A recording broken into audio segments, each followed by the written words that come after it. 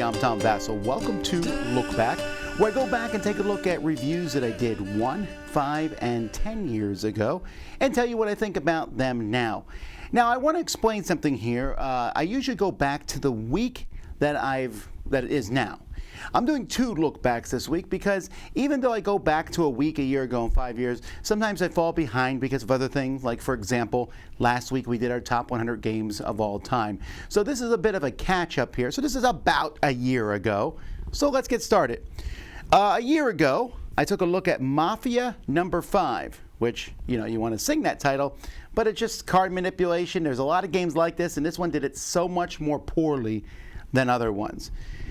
Pictures. Oh man, this one was nominated for the Spiel des Jahres. I know a lot of people love this game, and it does really well in a lot of non-gamer groups I took it to. I just didn't really care for it, where you just basically make pictures with string and blocks and stuff. It just felt generic to me, but I'm probably in the minority. Humboldt's Great Voyage. This one sounded, well, I shouldn't say sounded interesting. The name doesn't sound interesting, but the concept of the game sounded interesting, but it's very abstract and just didn't feel like it had any kind of intriguing, there was nothing really behind it.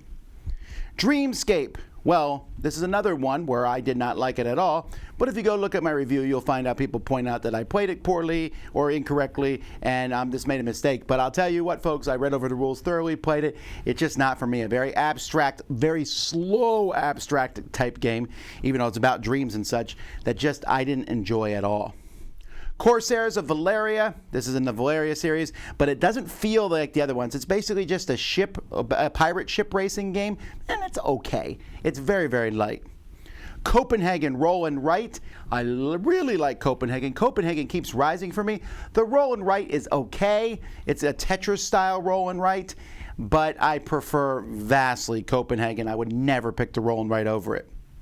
Masters of Renaissance Lorenzo e Magnifico, the card game, is nothing like Lorenzo and Magnifico, other than I guess they have the same resources, but it's a pretty solid game. It has one very fun little marble mechanism where you're taking a marble out and taking everything in that column and row. It's kind of a nifty little device, and other than that, it really is just a card game as you collect cards and sets and things and getting resources to pay for them, but I like it. Just realize it's very different than the board game.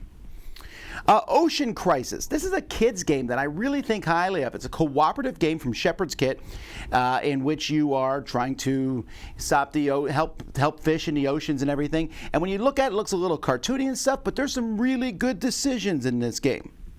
Ship Shape.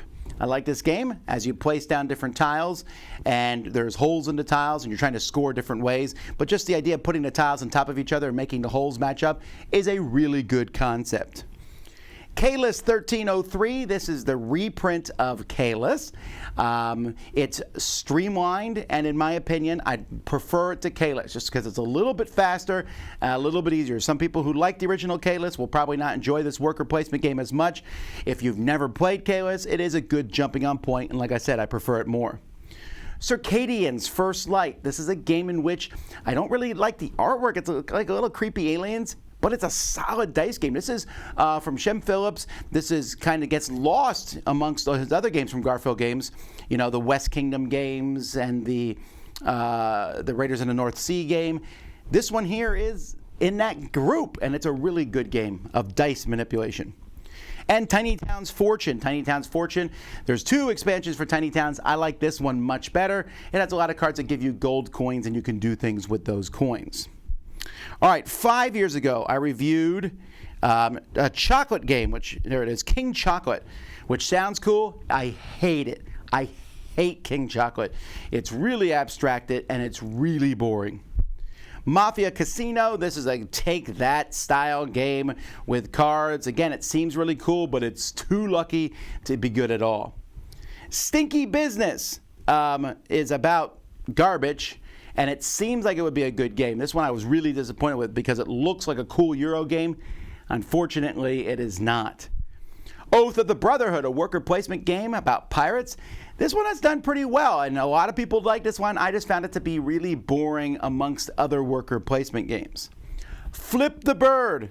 is not what you think it's about. It's actually just about birds. It's a ha title name. It's from Renegade Games, and this was when they were first becoming a company.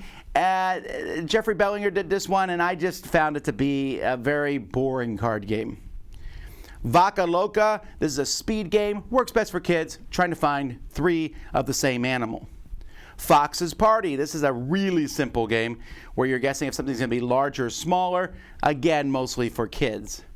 Nippon, this one here is a greater, heavier Euro game. There's a lot of cool concepts in it, and I know a lot of people really like this game. I just found it to be almost more work than fun. Sometimes one of these heavier Euro games just does that to me, and this is one of those cases. CV, I really like this one. You go through your life. You're building a life of cards and with dice, and it's just a neat idea. The artwork is silly. It's a solid little game. If you never played it, the title doesn't really do it any favors, but it's pretty cool. Mess Machine, this is essentially a game in which you cooperatively are moving these cards around, trying to form a complete picture. Dojo Kun. This is a game that got lost in time, I think, but it was a fun game. You had these different fighters that were going into a tournament, and they were making fun of actual real fighters, but you're training them, getting them ready, and then there's actually tournaments, and you go and fight them in the tournaments. It's a worker placement style game, one I really liked. Dale of Merchants, 5 years now. I just got Dale this past year, got Dale of Merchants 3. It's really the same game over and over again. A deck building game, but a really cool deck building game where you take 5 different groups of animals, mix them together, and so Dale of Merchants 2 and 3 mixed together with it, and it stayed pretty solid over the years. Fuse, this one dropped a bit for me.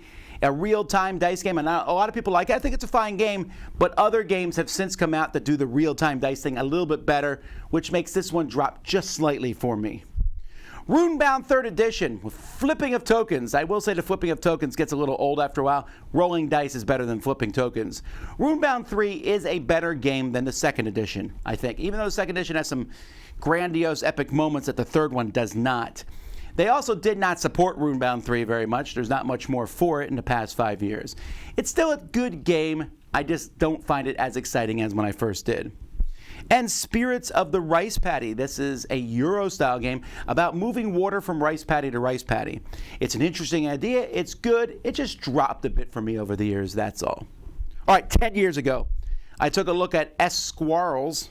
It's just a take-that game. Not good at all. Go Ape. This is really just a version of Go Fish with a few other changes. It's okay. Totem Mode. This is a stacking blocks style game. It's fine. It's silly. Again, it works mostly for kids. Memoir 44 Winter Wars. Just a new board for Memoir 44, but hey, it's there for aesthetics, and it is better to play the winter scenarios on it. When I got the Western and all those winter tiles, I don't look good on the green board, so snowboard is nice for that. String Railway. Now, String Railway dropped just a smidge, but you still got to give it to this game for being so unique as you move these strings and connect them. A very physical game, but there's really not a lot of games like it. You should check out my review to see more about it. Roadsters. Roadsters is a flicking car game. And you say, wait, you are talking about pitch car. Roadsters is both cooler and not as cool as pitch car. There's a ball it's weighted, and so you can do some really cool, weird shots with it. But there's way less for it than pitch car. There's not as many neat expansions and things like it. It's kind of there, and you can only race 4 cars, or maybe with a couple sets you could race a few more. But it's just not as grandiose. But it's a cool game. If you ever find it on a discount, check it out. And Greedy Kingdoms. This is a 2-player game that has gone up for me when I reviewed it 10 years ago. Since then, AEG, I believe it was AEG, reprinted it as a 2-player game, and it's such a nice try to outthink your opponent, an extended rock paper scissors type thing. A lot of fun. All right, well, those are the games I reviewed 1, 5, and 10 years ago. Thanks so much for watching. I'm Tom Vasel, and this has been Lookback.